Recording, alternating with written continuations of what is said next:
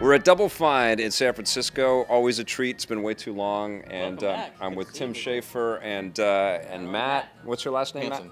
Matt Hansen. Very cool, and he's very handsome as well. And we get to take a deep dive into Day of the Tentacle. This is the remastered edition. You guys are on this kick right now, where you're bringing back some of the Golden Oldies, some of the games that really made your name famous in the video game industry. What is it like to revisit these things on a purely kind of personal level? Because I know you've worked very hard to leave some of these behind and kind of make a new path for yourself, but then they follow you everywhere, don't they? Yeah, I mean, people still bring them up on a daily basis, and it's just really fun for me because it's been enough time. You know, we've done enough things that are not point-and-click adventures that you know we don't worry about distancing ourselves from them anymore, and so we can really look back and you know, playing them again, have these crazy memories of making them, because you know you're so focused on making them, you just never forget those experiences. Yeah. And it's nice because you get a mix of people who are like, that's the first game I ever played. Yeah. But that's the game that taught me English. Some people like, or I learned to read playing that game. So you have those people who are now older, like we are, or like I am. You never age. And I do age. But then you get these people who are like, what's this game? I never heard about it. I saw it in the store and I got it, and I was like, this is really fun. And so just, you know, new generation discovering it and the older generation, you know, rediscovering it. It's rewarding for both of us. Was Grim Fandango the one that you were coveting the most? I mean, I think there was a lot of hype about your relationship with PlayStation, and it came out. Was that the one that you were like, if we can do this, we can do anything, kind of? I mean, Grim was the it was the last one, and it was such a standout, such a great collection of people coming together and making a really unusual thing. Yeah. But the plan was always like, I want to do all of them. I want Nice. to, I want to do Tentacle and Throttle, and those are the ones where, our whole point was these are going to get remastered by someone or Right. pirated, or the fans are going to do it. Someone's going to do it, and we've always been able to rely on the fans to keep them alive, like things like Scum VM or Residual VM. They're these fan-made emulators that let you play the old games. Sure. But there's something we can do that even the fans can't do, which is kind of give a context for the game. Tell, I know where all the old concept art is, and I know, what we were thinking when we made it, so I know how to get in touch with all the old teams, so we can make new content for it, like the commentary that we do for all these games. So you can kind of really see the context in which they're made. If you're interested in development, you can hear the stories of development. So there's a treatment that only the original creators of the game can give it, and I think that's what we wanted to do with all those games. Awesome. Matt, you can jump in and play and take us into this anytime that you want to. And this is what's cool, right, is we can just sort of appreciate this thing and play along as we're talking about it. How much of the team that you worked with originally to build this back in the day do you still work with today? Let's see. I mean, this is '93. I think we should this. So I think there's some people who we work with on so many games, like Peter Chan, who did this art. We still work with on almost every game that I've done. He's done concept art for, or some type of art. And Peter McConnell, who made this music, still does music. I saw on your Facebook page, he was here not too long ago with, he brought a violin or something? He came to our end of we had a crowdfunding campaign for Psychonauts 2. And we brought a lot of our team, the original team, and people who were going to work on the game together, and Peter came and played live music. But also Chris Brown, who does our casting and voice production, she worked on this too in the voice department. And so, there's been some people who have, now I'm going to feel like I'm forgetting some, there's probably some other people, and I've forgotten them because they're even more special to me. Yeah, at this point, you've got a lot of names and a lot of different teams and a lot of different people to kind of remember along the way. Give us a sense, though, of the scale of individuals required to make this in 1993. How many people built this game? Well, this was co-project led by me and Dave Grossman, who also co-wrote. We wrote the dialogue together and did the design.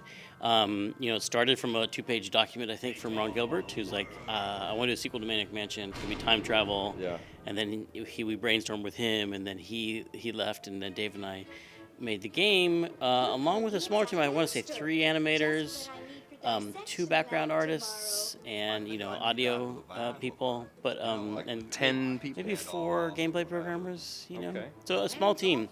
I always think it was the last easy game because We didn't do any 3D, and it didn't have voice until it was done. We finished it, and then we're like, let's record the voice now. So it was all pretty pretty reasonable development process. And how long? I feel like a year and a half. I think it was a year for the game, and then we got an extra half a year because we added the voice onto it, so a year and a half. Okay, all right. And how much of the original dialogue that you recorded is still usable and in this game, or did you have to re-record everything? No, it's all the original because we had some great actors, and we didn't want to change that at all. But what we were able to do was find the archives of all the uncompressed voice. So I don't remember the numbers, but do you remember any of those stats about what they were compressed to? Oh, you mean between the floppy and the CD? Yeah, I don't remember, but it was pretty bad. Yeah. Let's just put a little text on the screen. Yeah. No, because there was a floppy version of this game that only had voice for the intro, and then there was CD-ROM. It was so new. We had just done Rebel Assault. Yep. And then, oh my God, what are we gonna do with all the space on this disc? How are we gonna fill it with gameplay? It's like, well, let's stick voice on it. And so, it was the first. Day of the Tentacle was the first full talkie game. Like every line of dialogue was voiced. And that must have been amazing. You guys were writing scripts that could have been TV shows and many more lines of dialogue than a movie. Right. A game has But to sit back and hear actors just go for it, that must have been incredible. Yeah, it was crazy. And for Bernard here, they're asking like, well, what do you think you should sound like? And I was like, he's kind of a nerd, like Les Nessman on WKRP in Cincinnati, which only us old timers might remember. But I remember. So we're like, well, we could get someone like that. Why don't we just get him? So we actually got Richard Sanders to do the voice, who's the voice of Les Nessman. Amazing. The voice. So we had to compress it, even for the CD-ROM. We had to compress it down, and so you hear little artifacts like Dr. Fred used to have this when he says an S. It's makes this weird distortion, and we were able to go back to the original tapes and remove all of that and uncompress it all. So this sounds much better than the original game, the voice and audio. That's fantastic. Now you guys were running, especially with the Scum group, kind of like the rogue. You were like the rogue squadron inside of LucasArts. You guys were just building whatever the heck you wanted to do. Secret company inside the company. Kind of, right? The adventure game team, you mean? Yeah. We were, in the old days we couldn't make Star Wars games, so there was this. We had to make up new stuff. Yeah. Or indie. We did some indie games. Indiana Jones, not independent. Yeah. But and so there was this kind of golden age of just creating one IP after another, like Monkey Island and Maniac Mansion and Zack McCracken and Loom and all these games. And eventually they got the rights to make Star Wars games, and that just kind of slowly Star Wars can just pull all the money in the room into itself. But it's still we were still making original games, and Lucas kept going. They kept always having things like Gladius and stuff for years, so it didn't shut out all the original titles for sure. But we were we all loved Star Wars. I think everyone who worked at Lucas. You didn't have anyone. You couldn't work there if you hated Star Wars. But we all loved Star Wars, but we also liked the opportunity of being at a company that valued quality and valued story. That came from the top, but also valued originality, and we got to make up all this new stuff. And it's the stuff I think that really added the value and the flavor to the memories of LucasArts. It was much more than just a Star Wars house. And I think. When we have wistful days thinking about what LucasArts was, it's because of titles like this. I mean, it was a great combination because it brought a lot of creative people together. But we got to interact with the Star Wars team. Peter Chan would work on Star Wars games. The Dark Forces guys and I were friends, and somehow ended up in the credits of those games for just, it was a good. I hate to use the word synergy. Yeah. What's another word like synergy that doesn't sound like a jerk would say? I think synergy's okay again. It's come back. Yeah. It's okay. Yeah. All right. Very cool. Now I have to confess something with you, Tim. I play these games. You're stuck.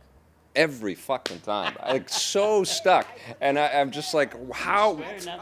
I guess we can. It's all right. Yeah, let's just go. Let's go for it. But the unrated version of Victor Lucas. we can it a little bit. But how do you help people get inside your brain to be able to solve some of these things? Like what do you say to people that are new to the Tim Schafer adventure game disciplines? To get them to kind of think of like the things that they need to put together to solve the puzzles. Well, you have to remember that Dave Grossman and I designing these puzzles were essentially really mean people. Deep down, just a desire to see people suffer, and I think it's more when you're designing a puzzle, they talk about lateral thinking a lot. Instead of like going forward, you move, something off to the side. At least I think that's what lateral thinking means. And so you have a puzzle where there's a locked door, you have a key. Of course you can't make the key work in the lock, right? You got to like somehow take the key and melt it down and use it to make an alloy that you make a hook and just like.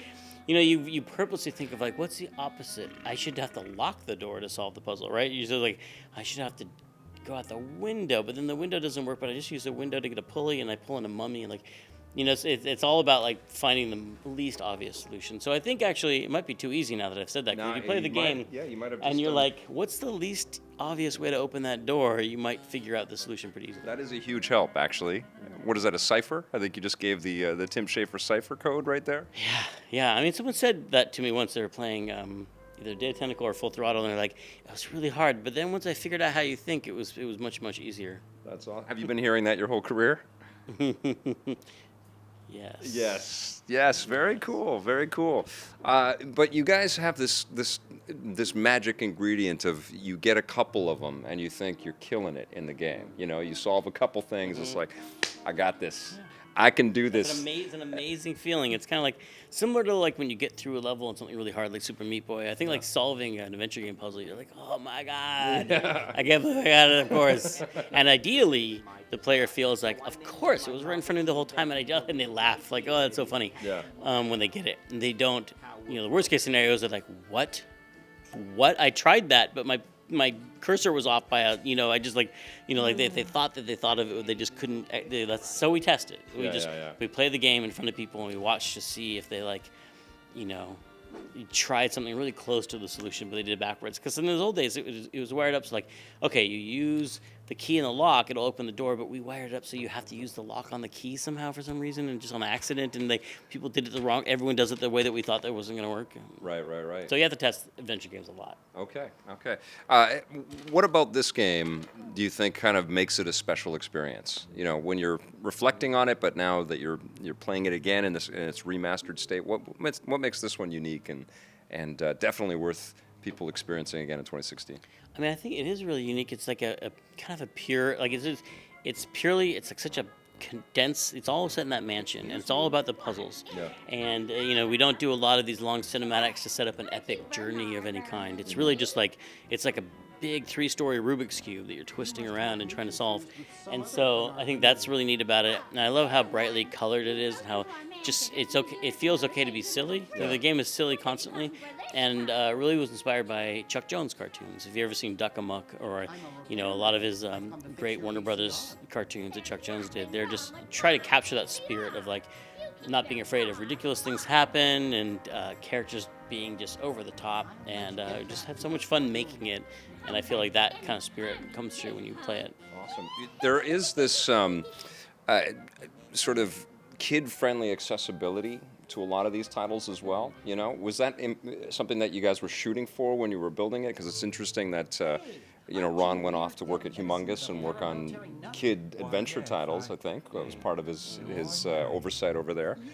Was that something that you guys wanted? And now you're a father, and it must be kind of cool for you to have your daughter play some of these games, right? Yeah, it's always been nice when you hear someone who, especially I think because I remember playing adventure games with my dad. Like I remember you sit there and you play, and then he'd come through and be like, "Have you tried throwing the horseshoe?" And because those puzzles are so hard to play without a partner, because you get so locked into a way of thinking. Just someone walking by once in a while and be like, gunpowder. If it gets wet, you can't just those kind of things. I played a lot of the original Scott Adams or Zort games with my dad watching, and they're kind of like this multiplayer thing. Or your friend, you stand up in a huff and all mad, and then your friend sits down and immediately solves the puzzle, but you get through it together. Yeah. So a lot of us remember playing these games with our parents, and so I love that you can, I can play them now as a parent, and I don't think it was it was a family company. Like Lucas has always been a very family fun, not you, but George. Yeah. Very family-friendly company, and I don't know that's not really why we did it. I just think it was there wasn't really like a mean-spirited person in that bunch. The old days. It was very that crowd. We all just wanted to make stuff. Just so it seemed natural. That was the aesthetic we liked. It was like that recapturing the innocence of childhood. But also like we grew up in Warner Brothers cartoons, like I was Yeah, saying, like Chuck yeah. Jones, and those always had they're obviously for kids, but there was always this level of sophistication and nuance to it that made it entertaining for adults to watch. Have you had Hollywood come to you with The Simpsons and a bunch of their properties and their licenses and say, we want that, but with this character or this franchise? You mean to make games out of their licenses? Yeah. It definitely has come up a few times over the years. And for one thing, it's more fun to make up new stuff. Yeah. And like that was probably the only reason we didn't make a Star Wars game, because I like Star Wars, but it's really hard to work in other people's worlds, because to solve a problem, when you can't say, like, what if we pull the mummy up on a pulley? Like you, Yeah. if you can't do just anything. Although I realized I just contradicted myself, because this is Ron's world, we were working within it, but we could still. And we you didn't also have to, did some killer stuff with the Indiana Jones games too. Those were really fun. They did, and Yeah.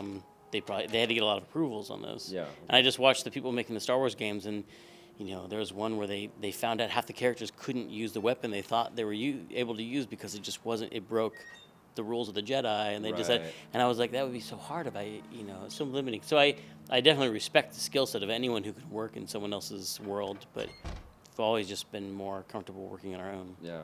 Yeah, well, speaking of that, you guys just got the financing through FIG, which is another part of your business now, for a sequel to Psychonauts. How does that feel, my friend? And congratulations. Hey, That's thank you. fantastic. That was great, because we knew we wanted to make a sequel to Psychonauts. We knew that at least 3 people on Twitter a day, wanted us to make it, but you're always wondering, like, what if that's just like 3 people and that's like $30, maybe 40. So having them come out and have it do even better than our previous crowdfunding efforts was the validation that people still remembered, Psychonauts, and wanted us to make another. And it's always great. Crowdfunding is really great, because it's just you and the players, Yeah, and they're just yeah. like, yeah, we want you to make this, and go for it, and they're putting their money forward, and so they're really invested, and literally invested. In the case of FIG, they're actually going to be able to. Game's a big hit, they'll be able to share in that.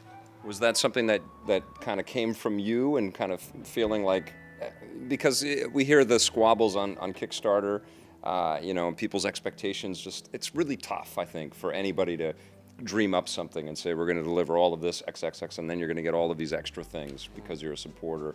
And I know that you guys went through some stuff for breaking up Broken Age into 2 parts there.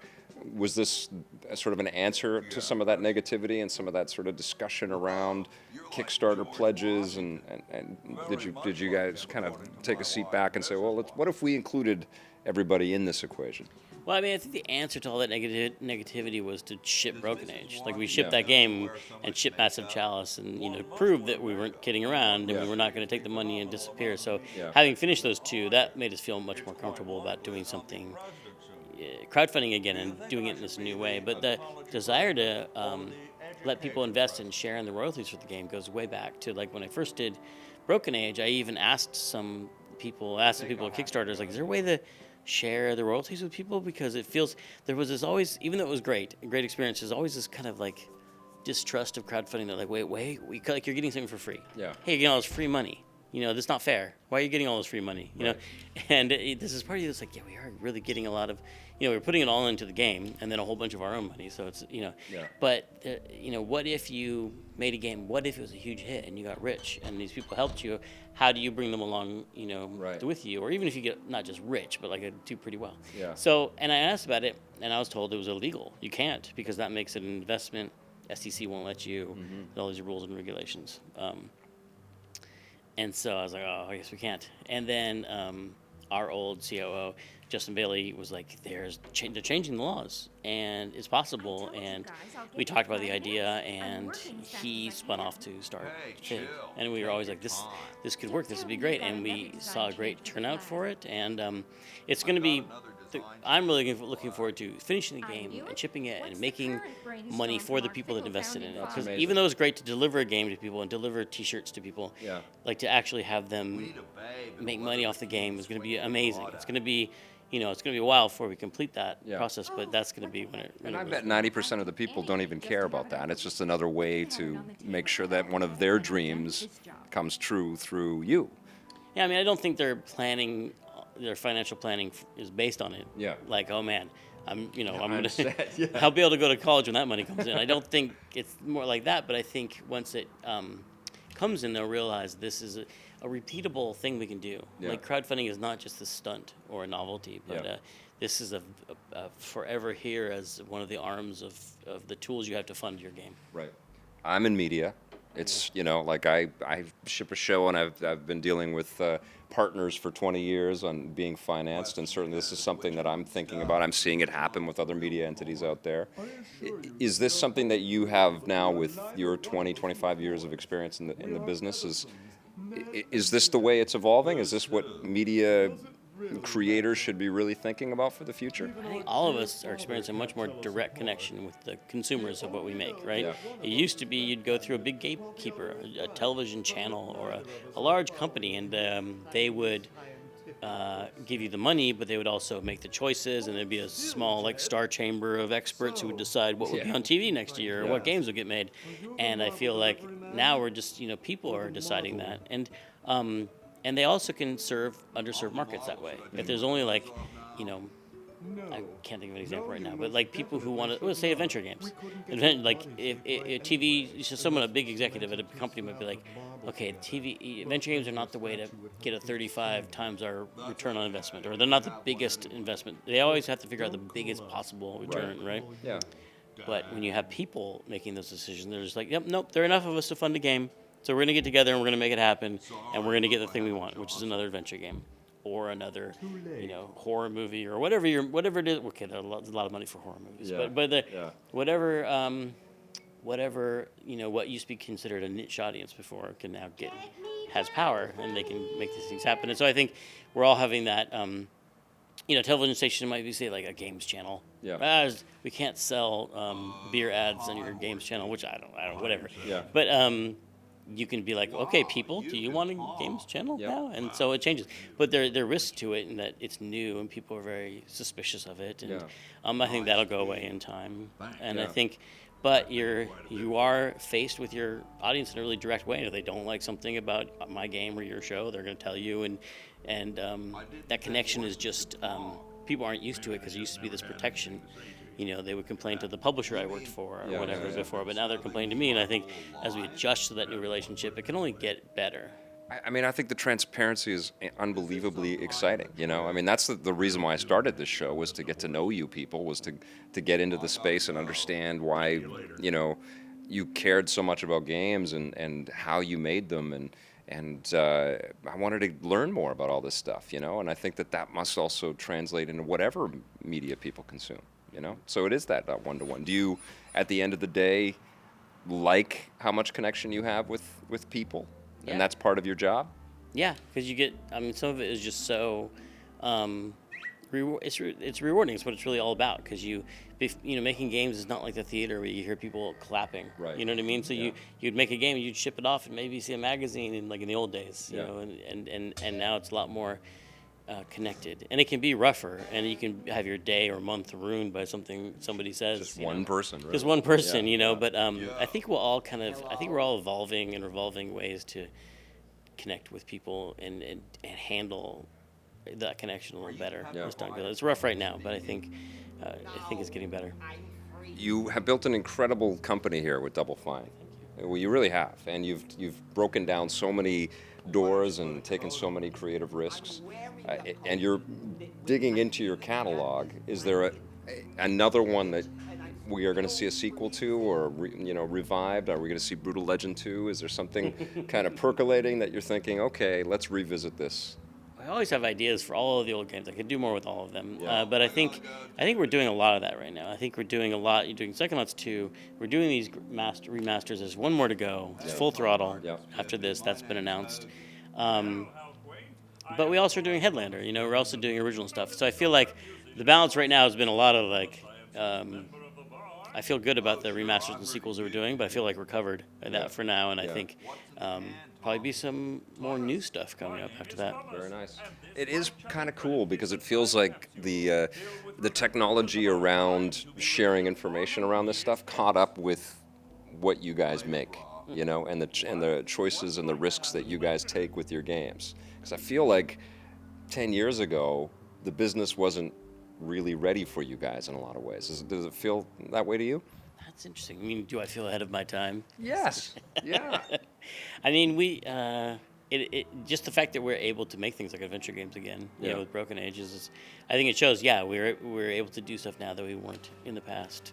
So I think that's definitely true. Well, and you're trailblazing not just with the content, but with the way you build the content, which must feel pretty cool too, on another layer. Yeah.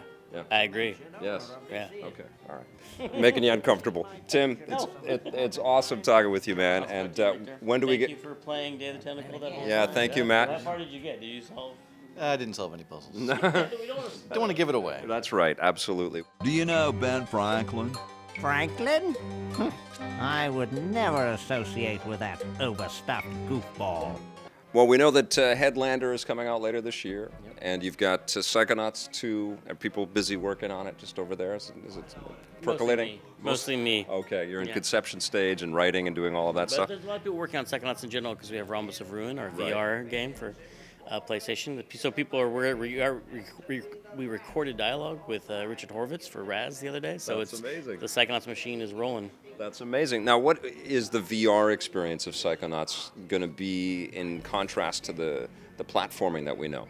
Yeah, it's a little bit more of a puzzle-based game where you are on a rescue mission to rescue Truman Zanotto, who was kidnapped at the very end of Psychonauts. And Raz is using his psychic powers to levitate things and burn things and use clairvoyance to see what other people can see, and which is really helpful in the world of VR. That's amazing. You've made Psychonauts into a multi-chapter franchise, my friend.